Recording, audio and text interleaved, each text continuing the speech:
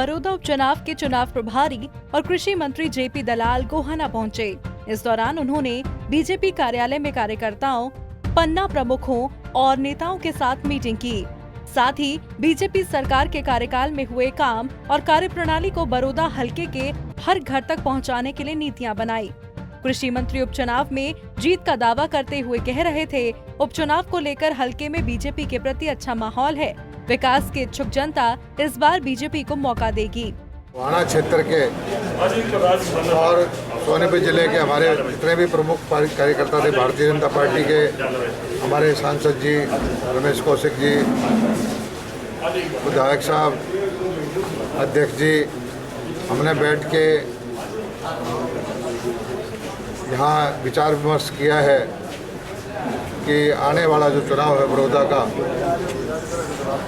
उसमें जो हमारी सरकार ने जो काम किया है, जो विकास की हमारी नीतियां हैं, गांव-गांव में प्रत्येक कार्यकर्ता तक, प्रत्येक वोटर तक इस बात को कैसे पहुंचाया जाए और पिछले 5-6 साल में जो काम किए हैं उनको प्रत्येक गांव में बताया जाए। अभी जो काम चल रहे हैं, मुख्यमंत्री जी ने जो सैंक्शन किए हैं, चाहे वो सड़कों की रिपेयर हो, गलियों के काम हो, पानी निकालने निकासी का काम हो, ट्यूबवेल के कनेक्शन हो, 24 घंटे बिजली देने की बात हो, जितने भी विकास की योजनाएं हैं वो घर घर तक पहुंचाएंगे। कृषि मंत्री ने कांग्रेस सरकार पर भी जमकर हमला बोला। उन्होंने कहा, कांग्रेस घोटालों की सरकार थी, तभी तो आज उनके मंत्री विधायकों पर केस चल रहे हैं। प्रदेश में 2 बार कमल खिलना बीजेपी की भ्रष्टाचार विरोधी नीति का ही परिणाम है। हमारे कहने की जरूरत नहीं, कांग्रेस सरकार में घोटाले हुए। कांग्रेस सरकार के अंदर तो जितने कांग्रेस के बड़े बड़े नेता थे, सबके ऊपर केस चल रहे हैं, कोर्ट में चले हुए हैं। वो तो अपने आप में सब पब्लिक के सामने है। और हमारे अंदर कोई साफ घोटाला है तो एक कांग्रेस जाके कोर्ट में मुकदमा करेगा, कोर्ट संज्ञान लेगा इस बात। जगबीर मलिक आरोप लगा रहे हैं कि बीजेपी भ्रष्टाचार की जननी है। अब जगबीर मलिक के बारे में मैं क्या बताऊं? जननी तो सारा देश जानता है कि भ्रष्टाचार की जननी कौन है, पिछले 70 साल में, 60 साल में किसने क्या किया है।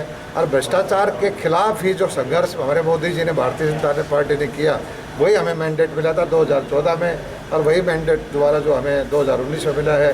भ्रष्टाचार के खिलाफ ही जो 2 बार सरकार हमारी भारतीय जनता पार्टी की हरियाणा में बनी है और जीरो टॉलरेंस है। हम छोटी मोटी कोई गड़बड़ पकड़ते हैं, खुद ही पकड़ते हैं, खुद ही कार्रवाई करते हैं, उसके बाद ये कहते हैं कि भ्रष्टाचार ये हो गया, घोटाला हो गया। इसके अलावा उन्होंने प्रदेश में बारिश से हुए फसलों के नुकसान पर कहा, बारिश से किसानों की फसलों को खराब नहीं होने दिया जाएगा। खेतों में खड़े बारिश के पानी को निकलवाने के तुरंत आदेश दे दिए गए हैं।